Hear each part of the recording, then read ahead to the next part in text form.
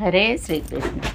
ಶ್ರೀಮದ್ ಭಗವದ್ಗೀತೆ ಅಧ್ಯಾಯ 13 ಶ್ಲೋಕ 21. ಕಾರ್ಯಕಾರಣಕರ್ತೃತ್ವೇ ಹೇತು ಪ್ರಕೃತಿರುಚ್ಯತೆ ಪುರುಷ ಸುಖ ದುಃಖಾನಾಂ ಭೋಕ್ತೃತ್ವೇ ಹೇತುರುಚ್ಯತೆ.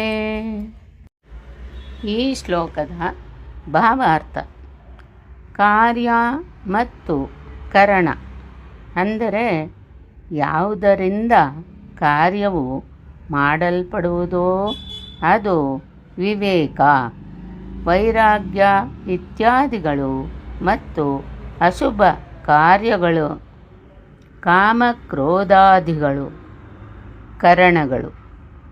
ಇವುಗಳನ್ನು ಉತ್ಪನ್ನ ಮಾಡಲು ಪ್ರಕೃತಿಯೇ ಹೇತು ಮತ್ತು ಈ ಪುರುಷನು ಸುಖ ದುಃಖಗಳನ್ನು ಭೋಗಿಸಲು ಕಾರಣ. ಪ್ರಶ್ನೆ ಏನೆಂದರೆ, ಆತನು ಭೋಗಿಸುತ್ತಲೇ ಇರುವವನೇ ಅಥವಾ ಅದರಿಂದ ಬಿಡುಗಡೆಯೂ ದೊರಕಿತೆ?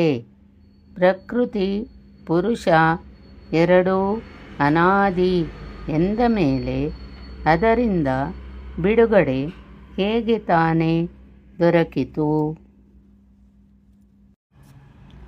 ಐಹಿಕ ಪ್ರಕೃತಿಯ ಮೇಲೆ ಯಜಮಾನಿಕೆ ನಡೆಸಬೇಕೆಂಬ ಅಪೇಕ್ಷೆಯ ಫಲವಾಗಿ ಅವನು ಐಹಿಕ ಜಗತ್ತಿನಲ್ಲಿದ್ದಾನೆ. ಆಧ್ಯಾತ್ಮಿಕ ಜಗತ್ತಿನಲ್ಲಿ ಇಂತಹದು ಇಲ್ಲವೇ ಇಲ್ಲ. ಆಧ್ಯಾತ್ಮಿಕ ಜಗತ್ತು ಪರಿಶುದ್ಧವಾದದ್ದು. ಆದರೆ ಐಹಿಕ ಜಗತ್ತಿನಲ್ಲಿ ಪ್ರತಿಯೊಬ್ಬರೂ ದೇಹಕ್ಕಾಗಿ ಬೇರೆ ಬೇರೆ ಬಗೆಯ ಸುಖಗಳನ್ನು ಪಡೆಯಲು ಶ್ರಮಪಡುತ್ತಾರೆ.